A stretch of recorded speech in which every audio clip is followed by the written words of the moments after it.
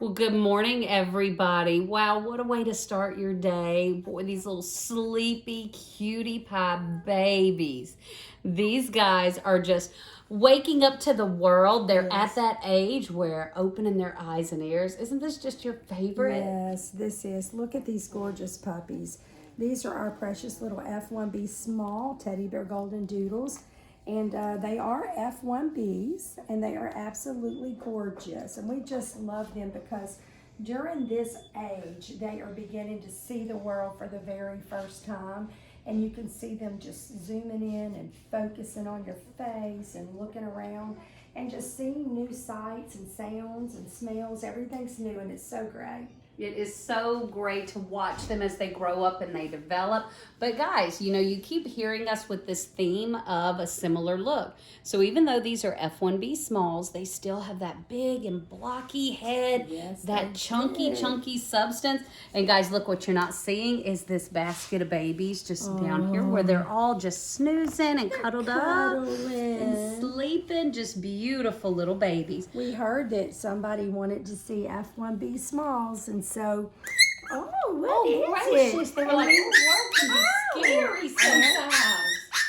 And that's what happens whenever they see new things for the first time, and they're not sure what it is. I know, poor little Sweet thing. baby. It's okay. It's okay. All right. That's very normal. It's okay. Shh, shh, shh. It's very, very normal. Look. See, I just need to be comforted and consulted. Sweet. But the F1Bs, this generation, they can come in all different colorations. That's the beauty of the F1B. The F1 classic, that English golden doodle typically is a very ultra cream. But they also come in a variety of shapes and sizes and colors. So take a look at this, how adorable they are. That's got some beautiful markings. He does. He is a cutie pie. Look at so that. cute.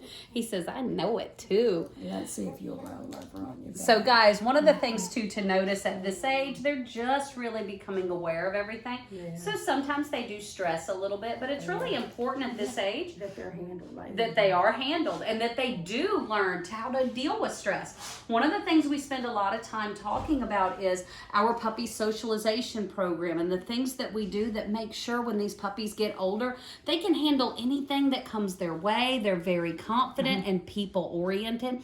So part of that is that we do bottle feed very young, but also a big part of it is the whole time when their eyes and ears are first opening, they're interacting with people. They're getting cuddled. That's right. And you might wonder how the small F1B generation actually happens. Earlier in the week, you may have seen the F1B medium. Well, whenever we do the medium size, we'll breed that down and have the F1 medium golden doodle.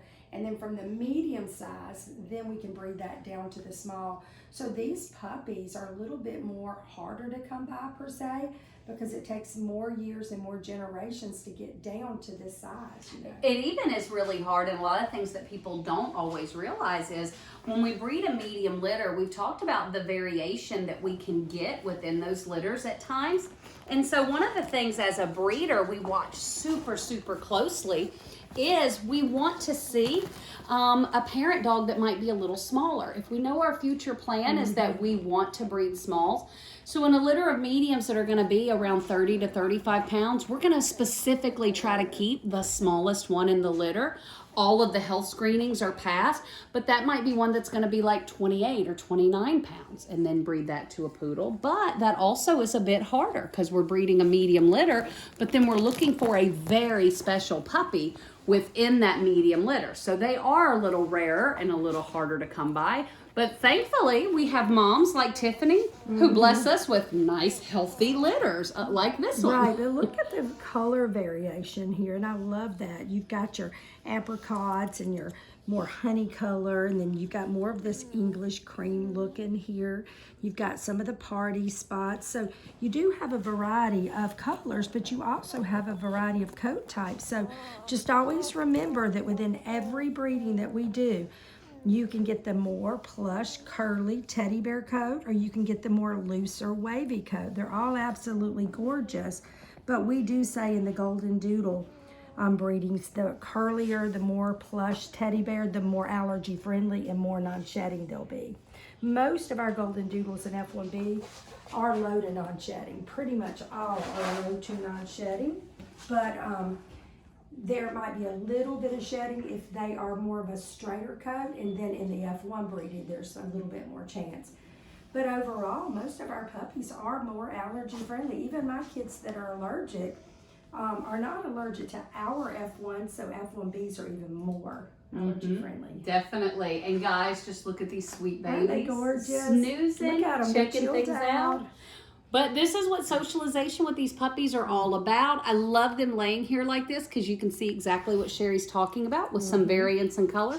But also side by side here, we've got the two different coat types that are very easy to see as well. Everybody's got great coats too. They're going to all be nice. None of these are going to be what we would call sporty coat.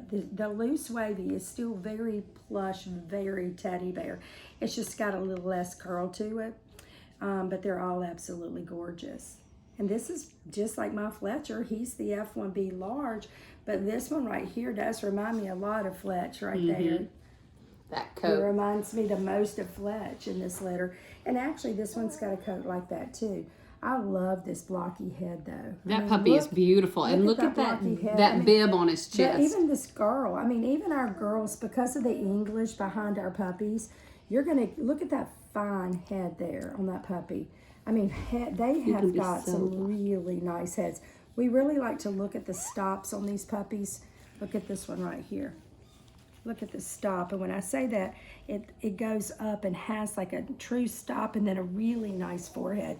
That to me, I'm a head person. I love beautiful heads and beautiful coats and beautiful temperaments, and you got it all right here. Absolutely. So guys, if you are interested, this is Tiffany's F1B small litter.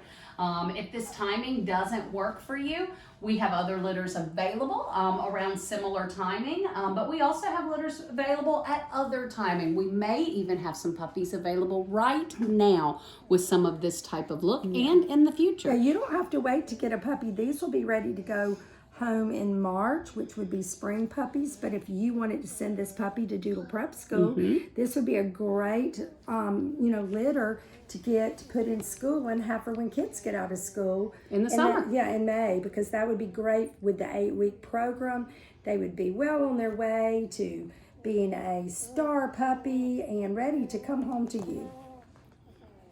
Well, if you guys have questions about these or any others, let our office know, and they will be happy to answer any questions you guys might have.